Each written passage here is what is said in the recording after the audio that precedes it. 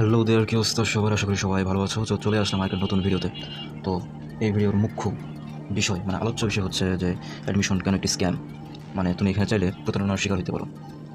তো এই ভিডিওটা শুরু করার আগে তোমাদের মনে কোয়েশ্চেন রাখতে পারে যে তাহলে কি অ্যাডমিশন দেবো না? অবশ্যই ভাই, তুমি অ্যাডমিশন দেবা, কিন্তু দেওয়ার আগে এই কয়েকটা বিষয় জেনে শুনে মাথায় নিয়ে তারপরে অ্যাডমিশনে বসো, নাহলে পরে অবশ্যই পস্তাবা, দেন বলবা যে না ভাই ঠিকই বলছিল।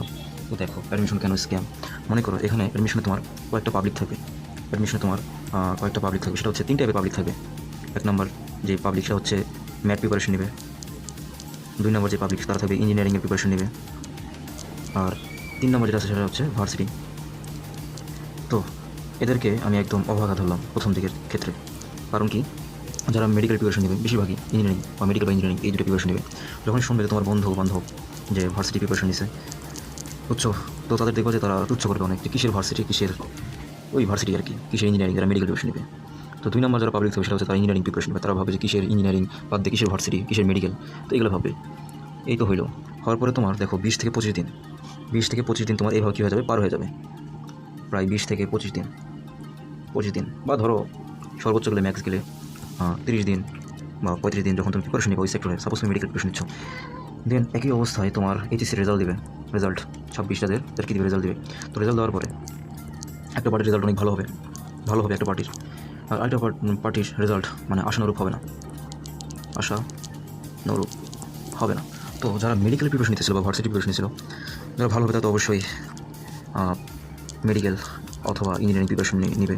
কিন্তু যাদের ভালো হয়নি তারা কী করবে, জাস্ট সিম্পলি এখান থেকে এই যে এখানে চলে আসবে। আশানুরূপ যারা হয়নি, ভালো হয়নি, তারা মেডিকেল থেকে ভার্সিটি প্রিপারেশন নেওয়া শুরু করবে। ঠিক আছে। তো দেখো এই ক্ষেত্রে ভার্সিটি লাইফটাই তোমার প্রিপারেশন লাইফ প্রায় 3 মাস বা সর্বোচ্চ গেলে 4 মাস। এখানে তোমার কিন্তু ভার্সিটি লাইফে মেডিকেল ভার্সিটি বা যে কোনো কিছু বলো, অ্যাডমিশন লাইফে তোমার 30টা দিন লস হওয়া কিন্তু অনেক লস, প্রচুর লস। 30 দিন লস হওয়া অনেক লস। তো থাকলো ধরো আর 3 মাস থাকলো, তো এই 3 মাসে তুমি নতুন পড়া নিতেই পারবো না, কারণ তুমি একটাকে সিলার, আবার তুমি নতুনভাবে শুরু করো ভার্সিটি প্রিপারেশন, তখন তোমরা পুরোই কমপ্লিটলি ধরা খেয়ে যাবো, হোক। আবার ব্যাক করলাম, সেটা হচ্ছে দেখো, যদি এখন যারা শুধুমাত্র মেডিকেল প্রিপারেশন নেবে এক্সেপশনাল ব্যতীত, তারা বেশিরভাগই তোমার মুখস্থবিদ্যায় পারদর্শী থাকবে, মুখস্থ করতে থাকবে। এটা করার কারণে কী হবে, তাদের যে ফিজিক্স যে সাবজেক্ট আর ম্যাথ, এই ম্যাথে একদম প্রচুর দুর্বল হয়ে যাবে তারা। আর তোমরা যদি ভাবো যে মামুলি প্রিপারেশন নিয়ে ভার্সিটি ক্র্যাক করবা, এটা ইম্পসিবল, কোয়াইট ইম্পসিবল। আবার যখন তোমরা ইঞ্জিনিয়ারিং প্রিপারেশন নিবা, তখন তোমাদের কী হবে, হ্যান্ড ক্যালকুলেশন এটা হলো তোমাদের পুরো নষ্ট হয়ে যাবে, কারণ বেশিরভাগ তোমার ক্যালকুলেটর আছে। আবার এক্সট্রা তোমার কিছু ইঞ্জিনিয়ারিং প্রিপারেশনে ইংলিশ লাগে, তারপরে তোমার আবার কিছু ক্ষেত্রে বাংলাও লাগে। তো ওইগুলোর ক্ষেত্রে তুমি ধরা খেয়ে যাবা। ঠিক আছে।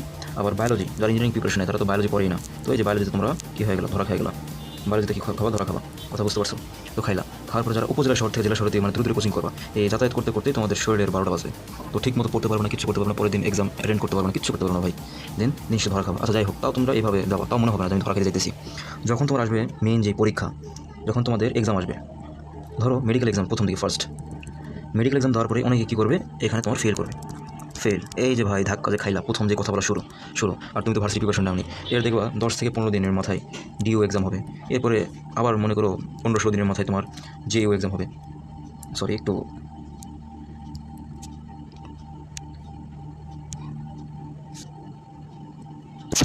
তোমার তারপর কী বললাম, জেইউ এক্সাম হবে, ডিও হবে, তো দেন হয়তো জেইউ, দেন চট্টগ্রাম, এইভাবে আস্তে আস্তে হবে।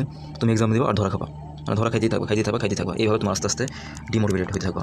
দেন তোমার লাস্টে একটা অপশন থাকবে, সেটা হচ্ছে বোধ কিন্তু ইঞ্জিনিয়ারিং প্রিপারেশন। এখন খুব ভালোভাবে প্রিপারেশন নিলে অবশ্যই তুমি আটকাবো না।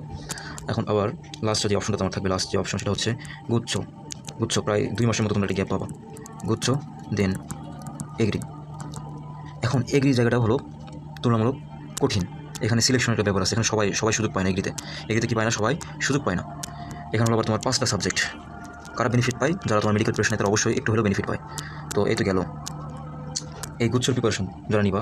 মনে করো তোমরা যদি ম্যাথ না দেখাও, তাহলে তুমি সকল সিটের উপর কম্পিটিশন করতে পারবে না, কিছু সিট, অনেক সিটগুলো তোমার লস হয়ে যাবে।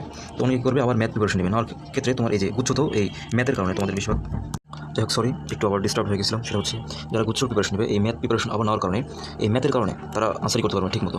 তো এইভাবে লাস্টের দিকে কী হবে, তোমার এই গুচ্ছ মিস হয়ে যাবে। গুচ্ছ মিস হয়ে গেলে তোমার লাস্ট থাকবে ন্যাশনাল, এনইউ, এনিউ থাকবে এনিউ। তো এখানে তোমার বেশিরভাগ ভর্তি হয়ে যাবে। তো এনিউতে ভর্তি হওয়া মানে ডিপ্রেশনে থাকা। এরপর লাস্ট অপশন থাকবে তোমার হয় এগ্রি। এগ্রি তো অনেকের হবে না, কারণ বললাম তো সবাই সিলেক্ট হবে না। সবাই কি হবে না, সিলেক্ট হবে না, সবাই সিলেক্ট হবে না, হবে না। তারপরে এ তো গেল। এরপর লাস্টে তোমার হলো ডিসিউ, মানে ঠেকাই পড়ে ডিসিউ, বুঝছো? এইভাবে হলো। আবার ডিসিউতেও অনেকের চান্স হবে না যদি হেলায় ফেলে দেয়। তো ভাই এগুলো হচ্ছে অ্যাডমিশনের স্ক্যাম। আবার তুমি কী ভাবছো ভাই, অ্যাডমিশনে মানে ভার্সিটি প্রিপারেশনের ক্ষেত্রে আবার কিছু জিনিসটা হয়, সেটা হচ্ছে তোমার মেধার অমূল্যায়ন। তুমি ধরো 50টা এমসিকিউ কারেক্ট করছো, কিন্তু এসে দেখবা যে তোমার হয়েছে তোমার 43টা 45টা, অর্থাৎ 5 থেকে 6টা তোমার ছাড়তেই হবে। বিশেষ করে তোমার রাজশাহী এক্সাম, বিশেষ করে তোমার কোথায়, রাজশাহী, চবি, এগুলোতে তোমার অনেক মানে মেধার অমূল্যায়ন হয়। আবার কিছু কিছু থাকবে এআই ইউজার, এআই প্রত্যেকবার হয়, এআই দিয়ে তারা কী করে চান্স পাবে। এইভাবে আসলে তুমি যদি ভাই নর্মাল থাকো, মানে মামুলি, মেন কথা তুমি যদি মামুলি প্রিপারেশন হও ভাই, তোমার জীবনেও হবে না। মামুলি প্রিপারেশন নিলে তোমার জীবনেও হবে না। এখন ভাই এর থেকে বাঁচার উপায় কি? এর থেকে বাঁচার উপায় হচ্ছে জাস্ট সিম্পল, কিছুই না। সবচেয়ে সেফ হচ্ছে ভার্সিটি প্রিপারেশন নাও, সবচেয়ে সেফ। তুমি যদি খুব ভালো স্টুডেন্ট না হও, এটা হচ্ছে তোমার সেফ অপশন, সেফ। আর যদি তোমরা মেডিকেল, ম্যাথ বা ইঞ্জিনিয়ারিং প্রিপারেশন নাও, পাশাপাশি চেষ্টা করবা মেডিকেল হলে ম্যাথ প্রিপারেশন নাও, এক্সট্রা হবে ম্যাথ, ঠিক আছে? আর ইঞ্জিনিয়ারিং প্রিপারেশন নিলে চেষ্টা করবা যে ভার্সিটি টাইপের হ্যান্ড ক্যালকুলেশন শেখার চেষ্টা করবা, হ্যান্ড ক্যালকুলেশন। মেন কথা তোমাদের ভার্সিটি প্রিপারেশন নিতে হবে ভাই, যেভাবে হোক। যদি তুমি খুব ভালো স্টুডেন্ট না হয়ে থাকো, তোমার ক্লাস আসবে। কথা বুঝতে পারছো? আর সবচেয়ে বেস্ট অপশন হচ্ছে যদি তোমরা বলো যে ভাই এগুলোতে বাঁচার উপায় কি, একদম সেফ থাকবো, তাহলে তোমাদের আরেকটা ভিডিও দেবো। যদি ইন্টারেস্টেড থাকো তাহলে কমেন্টে বলবো যে ভাই আমি ইন্টারেস্টেড, জাস্ট এই কাজটা করবা, দেখবো যে তোমাদের চান্স একদম খাবে। আর যদি না হয় তাহলে আমার সাথে কন্ট্যাক্ট করবা। তো এই বলে সবাই ভালো থেকো। জাস্ট এটা একটা সতর্কতামূলক ভিডিও ছিল। তো ভাই সবাই ভালো থেকো।